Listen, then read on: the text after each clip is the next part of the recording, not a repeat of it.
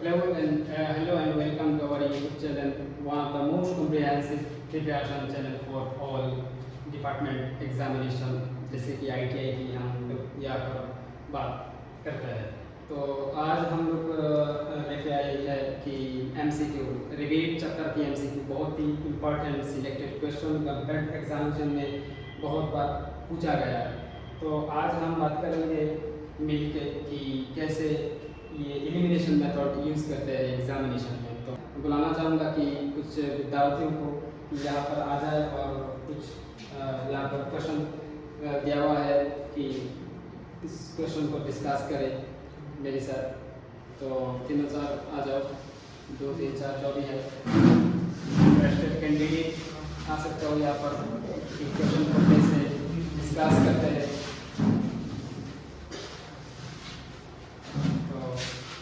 जैसे कि हम दोस्तों यहाँ पर देख सकते हो कि Sanjay Dutt, Rajesh and Shiva and Alam and also Meena तमहीना तो यहाँ पर जुड़े। तो यहाँ पर हम लोग अभी डिस्कस करने वाले हैं कि एग्जामिनेशन में जो क्वेश्चन पूछा जाता है कि जैसे कि गवर्नमेंट एग्जामिनेशन में, एनुअल एग्जामिनेशन में कि इस तरह की क्वेश्चन बहुत बार आ चुका है। तो आज हम लोग लेके आया है कि इस जॉइंट की जो मैंने ऑलरेडी प्रीवियस क्लास में यहाँ पर भी यूट्यूब पर कराया था कि सब कंसेप्ट के बारे में उन लोग का साथ में।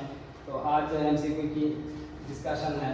तो आज मैं कहना चाहूँगा कि राजेश को या फिर संजय को कि पहला क्वेश्चन क्या कहना चाहता है और इसका आंसर क्या होगा और क्यों होगा कि ये डिस्कशन करते हैं हमारे साथ। तो जो ऊपर में which type of joint is easily unlockable। अच्छा, इसका मतलब पहले समझना होगा कि उस टाइम क्या होता है कि एग्जामिनेशन में ये क्वेश्चन आने पर हम लोग घबरा जाते हैं कि ये कहना क्या चाह रहा है। आंसर फटक से हम क्लिक कर देते हैं, मैकेनिकल जॉइंट या फिर रिवेट जॉइंट या फिर वेल्डिंग या फिर थ्रेडेड जॉइंट। तो इससे पहले कि दर्शकों को समझा दो कि ये क्वेश्चन की मतलब क्या है। जैसे कि आप फीटर में अभी ये जो जॉइंट है, मतलब कि ये जो joint which type of joint is easily unlockable। मतलब कि ये क्वेश्चन पहले समझना पड़ेगा जो इसमें क्वेश्चन में पूछा गया है। ठीक है, तो इसमें पूछा गया है कि इजीली अनलॉक मतलब कि बहुत सरल तरीके से जो रिमूव मतलब कि लॉक अनलॉक जो होता है अनलॉक किया जाता है वो कौन सा है। इसमें तो 4 ऑप्शन है। पहला ऑप्शन जो है मैकेनिकल जॉइंट है। इसके बाद है thread joint, rivet joint, welding joint जो है। ठीक है, फर्स्ट हम लोगों को पता होना चाहिए कि कौन सा जॉइंट किस काम में लगता है। सही बात है। हाँ, तो इसके बाद हम उस मतलब उस टेक्निक को यूज करके इसको हम मतलब जो ऑप्शन दिया हुआ है उसमें एलिमिनेशन करना है। अच्छा, तो तुम्हारा मतलब क्या है कि हम कौन सा नंबर को पहले एलिमिनेशन करें? पहले तो सर ए नंबर तो नहीं होगा सर। एलिमिनेशन पहले से लेकिन मैं जो जानता हूँ वो तो इसके बाद वो जो है सी नंबर जो है रिवेट जॉइंट वो भी एलिमिनेशन होगा। अच्छा, ये तुमको कहता हूँ कि मैं कि रिवेट जॉइंट एलिमिनेशन कैसे कर रहे हो कि दूसरे लोग भी एलिमिनेशन करना तो सीख जाए। ये सब जॉइंट जो है मैकेनिकल जॉइंट, रिवेट जॉइंट, ये है परमानेंट जॉइंट। परमानेंट जॉइंट मतलब मैकेनिकल जॉइंट, रिवेट जॉइंट दोनों परमानेंट जॉइंट नहीं, मैकेनिकल है। इसके बाद और जो वेल्डिंग जॉइंट है, यानी कि रिवेट जॉइंट और वेल्डिंग जॉइंट कहना चाहते हो। रिवेट और वेल्डिंग जॉइंट दोनों परमानेंट और मैकेनिकल ये दोनों वेल्डिंग और rivet joint also known as mechanical. ये तीनों एक कैटेगरी में आता है। एक कैटेगरी में, यानी कि ये तीनों एलिमिनेशन राइट आंसर होगा थ्रेड जॉइंट। यानी कि कोई भी अगर इस क्वेश्चन का अगर सवाल का जवाब नहीं आता होगा कि या आप लोग एलिमिनेशन मेथड से भी कर सकते हो कि आपको पता है कि वेल्डिंग, रिवेट और बाकी सिर्फ थ्रेडेड भी पता है, यानी कि आपको मैकेनिकल जॉइंट पता नहीं है, ठीक है। आपको समझना पड़ेगा कि ये मैकेनिकल जॉइंट के अंदर में ये वेल्डिंग एंड रिवेट जॉइंट आता है।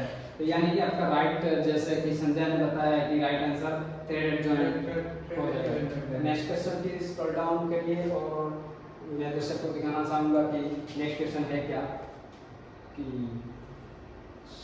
ओके अच्छा यूजिंग क्या कहना चाह रहा है question empirical formula. The relationship between the diameter of the rivet hole D and the thickness of the plate T is given by। तो यहाँ पर बोला गया है कि सर आर्मेंस का जो फॉर्मूला है, अच्छा जो फॉर्मूला दिया है यहाँ पर जैसे कि हमें तो पता है आंसर कौन सा होगा, लेकिन दर्शकों को तो पता होता है नहीं पता है।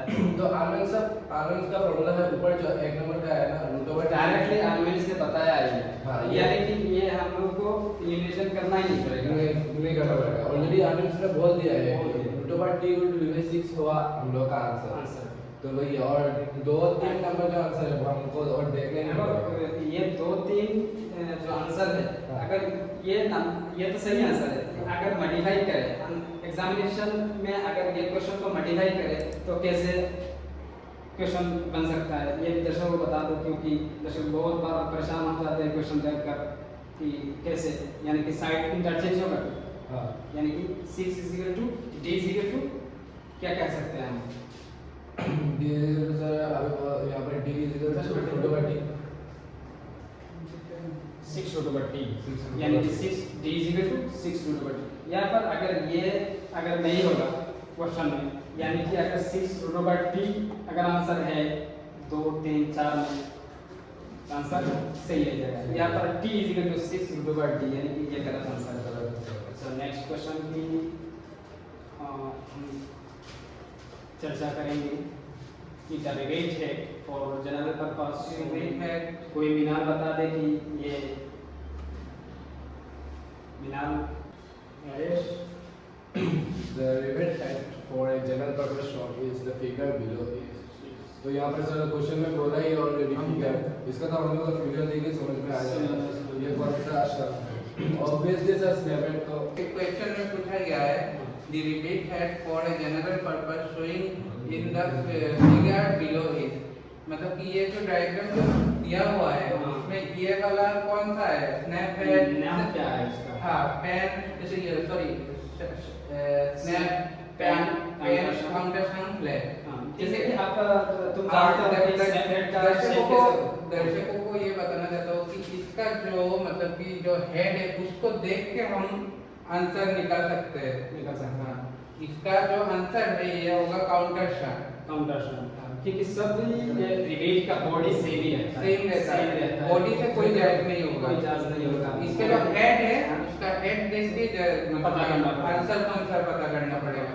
अच्छा फिर दर्शक परेशान हो सकते हैं कि ये यानी कि ऐसे शेप मिले तो इसको हम कहते हैं कि काउंटर शाफ्ट। अगर हम लोग को राउंड हाफ राउंड सर्कल मिल जाए यानी कि हेड पर, अगर बॉडी तो सही रहेगा, या पर अगर हाफ सर्कल बन जाए यानी कि इसका नाम क्या है, वो जो स्नैप है, इसीलिए तो स्नैप है।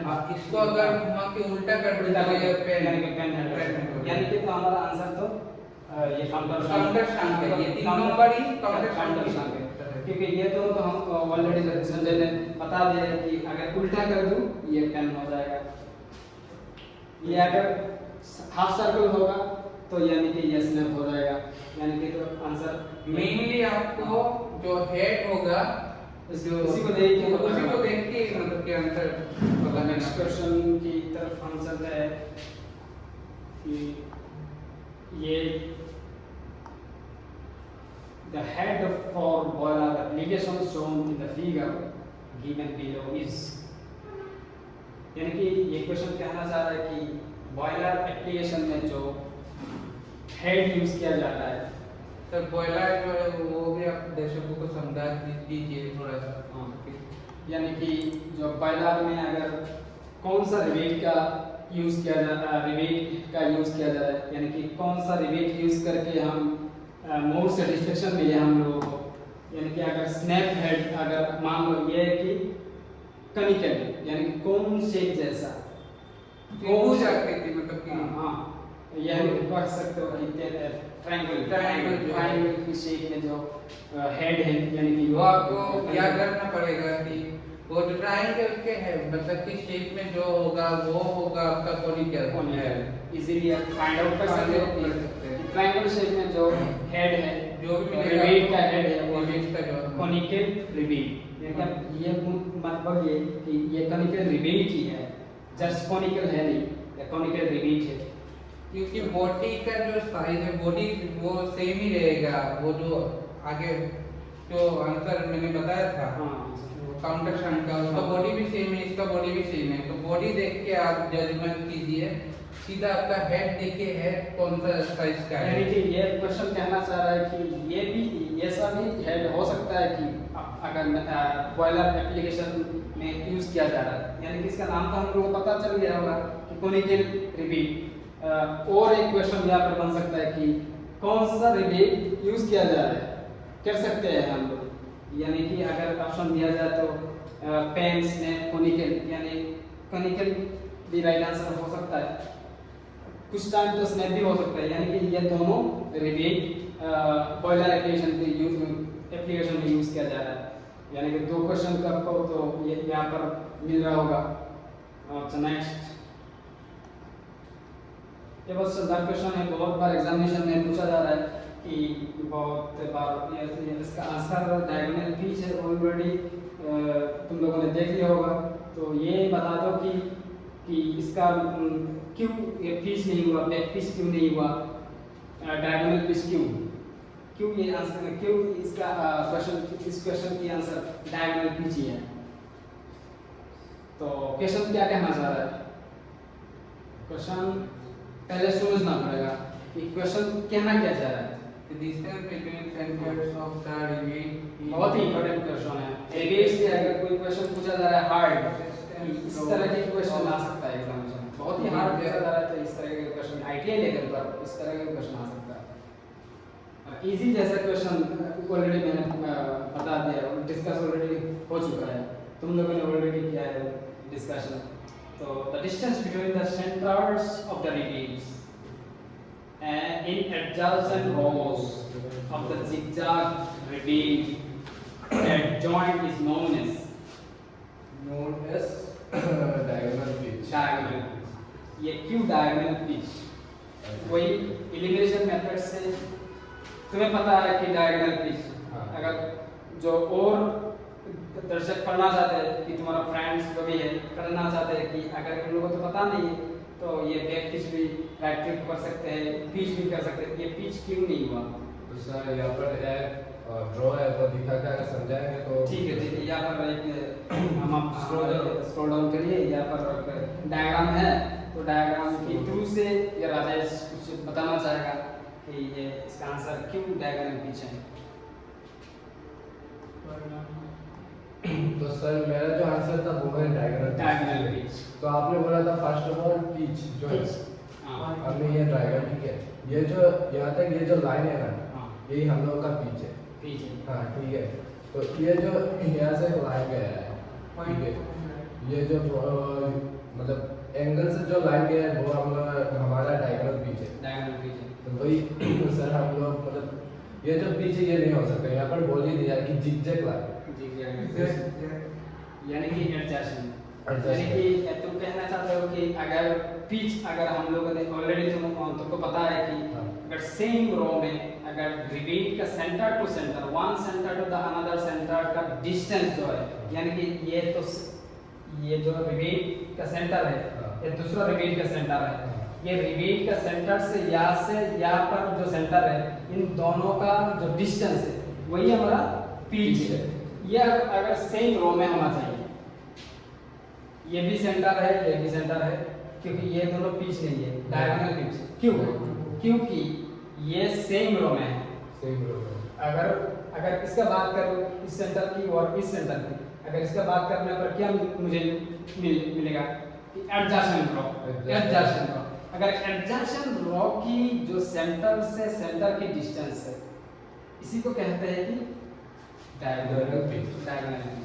तो ऑलरेडी तुम मैं बात करना चाहूँगा जो मतलब कि Z होता है ना, हाँ, Z के आकार में जो होता है वो शेप में, जेड की शेप में जो होता है। यहाँ पर जो बात है कुछ दर्शकों को हाँ, वो जो Z का जो शेप है, देखिए आप देख सकते हैं यहाँ से यहाँ तक पॉइंट टू पॉइंट जो शेप होता है वही, यानी कि जेड कहना चाहते हो। हाँ, यहाँ से यहाँ से यहाँ तक, यहाँ से यहाँ भी हाँ, हमारा डायग्राम पीछे, यहाँ से यहाँ भी हमारा डायग्राम पीछे, यहाँ से यहाँ भी हमारा डायग्राम, हाँ। यानी कि ये आगे कंप्लीट में शेप कर दो। हाँ, तो ये Z शेप हो जेड जाएगा। शेप हो जाएगा, यानी कि जेड शेप में अगर कोई दिख जाए दिख जाए तो ये डायगोनल पिच। डायग्राम पीछे, हाँ भाई, और इसको क्या कह सकते हैं हम, जिगजैग zigzag रिबीट। और इस रिबीट का जो टर्मिनोलॉजी है वो तो पता है, तो जिसको जिसको पता है आसानी से तो आंसर कर लीजिएगा। तो नेक्स्ट क्वेश्चन की तरफ हम चलेंगे। ये क्वेश्चन भी बहुत ही इम्पोर्टेंट है। अगर ITI पर जो टफ क्वेश्चन, अच्छा ये क्वेश्चन की कोई डिस्कशन कर दे कि which rebate joint is having minimum efficiency। Which derivative joint is having minimum efficiency? ये क्वेश्चन पहले बता दो कि दर्शक को बता दो कि क्वेश्चन क्या कहना चाह रहा है। इसमें बोल रहा है कि which derivative joint is having minimum efficiency, मतलब मिनिमम जो है, जो रिबीट का जो which rebate joint is having minimum efficiency। हाँ, अच्छा, तो रिबीट का जो मिनिमम है यानी कि efficiency efficiency strength, हाँ। यानी कि कमजोर कहते हैं ना, हाँ। कि कमजोर बंदा है ये, हाँ, तो यानी कि रिबेट भी कमजोर हो सकता है। हाँ, वही तो यहाँ पर सर आंसर होगा सिंगल। Weak। हाँ वही, अच्छा, सिंगल रिबीट बैक जॉइंट, ये तो हो ही नहीं सकता। अच्छा, और दोनों में आंसर सिंगल रिबीट लेफ्ट जॉइंट, हाँ ये हो सकता है, क्योंकि सर यहाँ पर बोल रहा है कि सिंगल रिबीट लेफ्ट जॉइंट मतलब भी अगर कुछ होता तो कुछ नंबर मोबाइल पेश किया जाए, इस मोबाइल के थ्रू से राजेश समझाना चाहेगा।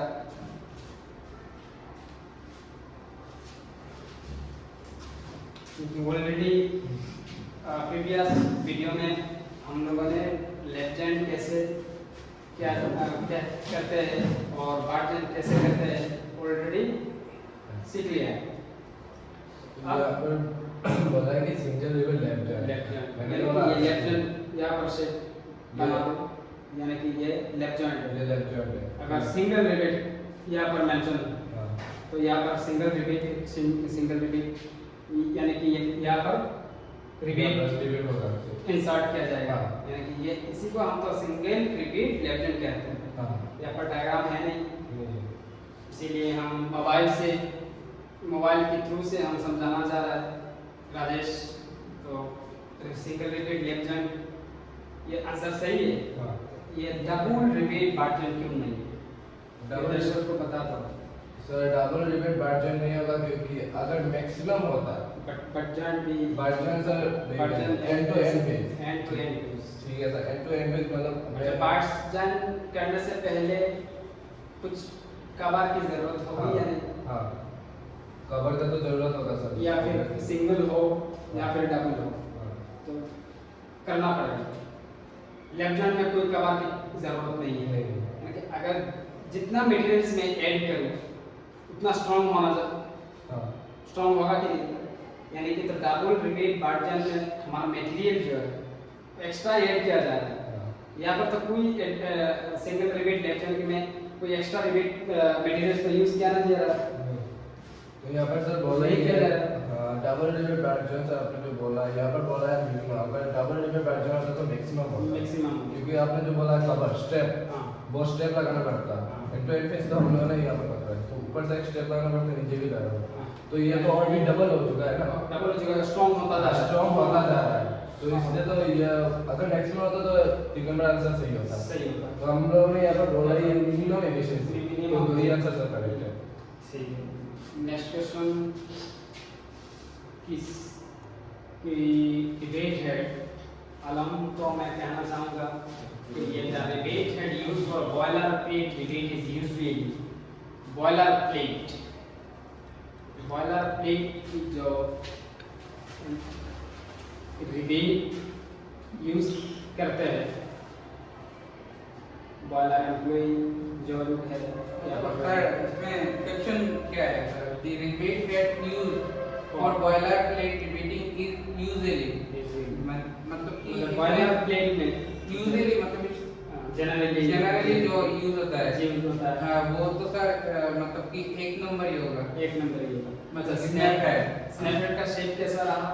वो जो इस तरह से था हाफ सर्कल। Half circle. अच्छा ये कनिकल हेड क्यों नहीं?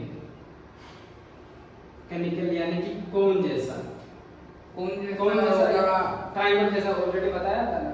इसमें अगर कोनिकल हेड क्यों नहीं होगा मैं बता देगा हूँ।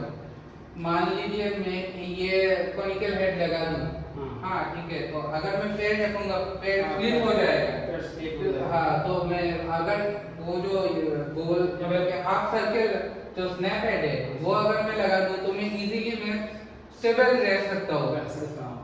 इस कारण से ये स्नैप हेड ही होगा बाकी कोई भी हेड नहीं होगा। कनिकल ना होने के बजाय और एक बता दो कि अगर कनिकल का शेप कोन जैसा अगर यहाँ पर तुम पैर रखो तो पैर में चोट नहीं लग सकता। हाँ ये तो बहुत ही डेंजर बात हो सकता है कनिकल लगाने पर। हाँ सर यानी कि राइट आंसर स्नैप हेड ही है। Snap head. अच्छा next function of washer is function of washer पहले वॉशर तो सभी ने देखा होगा वो जो कहाँ पर देखने को मिलता है? उसके हैंड पंप पे जो हैंड पंप और नट बोल्ट में हम वॉशर लगाते हैं यूज करते हैं। अच्छा यहाँ पर क्वेश्चन कहना चाह रहे the function of washer is washer का फंक्शन है क्या? वॉशर का मेन फंक्शन जो है सर वो मतलब कि एक मतलब कि क्या बोलते हैं उसको वो जो नाम नाट बोल्ट अच्छा हाँ उसका जो वॉशर है नाट बोल्ट हम यूज करते हैं कि कुछ चीजों को जोड़ने के लिए। अच्छा वो जो एरिया कवरेज है वो जो वॉशर प्रॉपर्ली का वॉशर एक सर्टेन एरिया को कवरेज करता है तो इसका आंसर सर 4 नंबर ही होगा टू प्रोवाइड बेयरिंग एरिया मतलब कि थोड़ी जगह ही मतलब कि वो कवर कर सकता है। कुछ टाइम तो यानी कि मैं कह दूं कि कुछ टाइम तो यानी कि जैसे कि आप देख सकते हो यहाँ पर फंक्शन ऑफ वॉशर कुछ तो अगर सभी आंसर पता नहीं है कुछ तो माइंड में ये ट्रैक करना जरूरी है कि वॉशर का जो मेन फंक्शन आप जानते हैं जो नाट बोल्ट में जो वॉशर लगा हुआ होता है वो आप देख सकते हैं किस तरह से कवर होता है ना क्योंकि ये हम लोग कवर करने के लिए कवर करने के प्रॉपर ये ट्रैक करना चाहिए। तो लास्ट पर यहाँ पर कुछ वॉशर की मैंने कि कुछ डायग्राम दे रखा है यहाँ पर देख सकते हो आप लोग कि टाइप्स ऑफ वॉशर। अच्छा ये बहुत ही इम्पोर्टेंट है फिटर के लिए बहुत ही इम्पोर्टेंट है। लॉक वॉशर यहाँ पर टाइप ऑफ वॉशर है देख सकते हो flat washer medium split and lock washer यानी कि यह medium split and lock washer दो स्टेज में दो का नाम डिफरेंट है।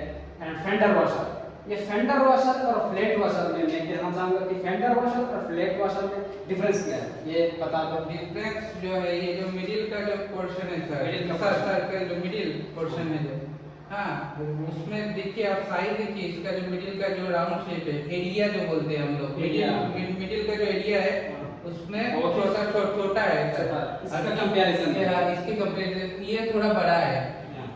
ये दोनों वॉशर का मतलब कि हम लोग देखना पड़ेगा कौन वॉशर किसमें फिट होता है। हाँ अगर ये वॉशर इधर में फिट होगा तो ये वॉशर ही लगेगा छोटा वाला। यानी कि आप ये कह सकते हो कि different according to their size देख कर हम यूज करते हैं ये। हाँ सर फेंडर वॉशर या फिर ये दोनों वॉशर हम ज्यादातर नहीं देखते। ये इंटरनल वॉशर है आप देख सकते हैं इंटरनल टूथ लॉक वॉशर ठीक है। एक्सटर्नल ये भी बहुत कम रेयर केस में देख सकते हैं आप लोग। यानी कि इंटरनल ये अब समझ सकते हो कि इंटरनल के मतलब यानी कि जो इंटरनल पर्पस के लिए यूज किया जा रहा है जो भी चीज़ यानी कि ये internal lock washer internal use के लिए यूज किया जाएगा और एक्सटर्नल यूज के लिए यूज किया जाएगा। ये तो बहुत ही शानदार डायग्राम है, टाइप ऑफ वॉशर है। आप एग्जामिनेशन में बहुत बार टाइप ऑफ वॉशर से पूछ सकते हैं। कैसे पूछ सकते हैं? मैं कह दूँ कि अगर फेंडर ये कहते हैं कि एग्जामिनेशन 2-4 उठा के कि कौन सा फेंडर वॉशर कौन सा है, यानी कि आपको ये भी डायग्राम क्वेश्चन ऑप्शन में मिल जाएगा, ये भी मिल जाएगा, ये भी मिल जाएगा। तो क्वेश्चन में कह देगा कि फेंडर वॉशर कौन सा है।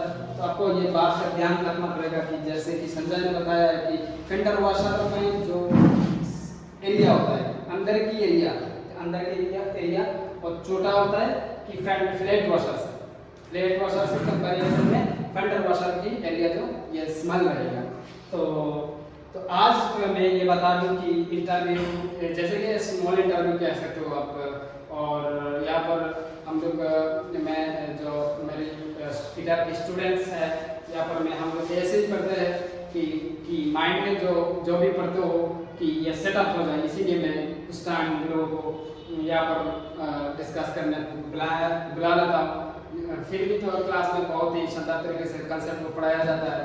तो आप भी अगर इस तरीके से पढ़ना चाहते हो तो डायरेक्ट और इनडायरेक्टली मेल कर सकते हो या फिर आ सकते हो। और मैं कह दूँ कि आज का वीडियो आपको अच्छा लगा तो लाइक शेयर सब्सक्राइब कर देना और सब्सक्राइब करना ना भूलें। जय हिंद, जय भारत।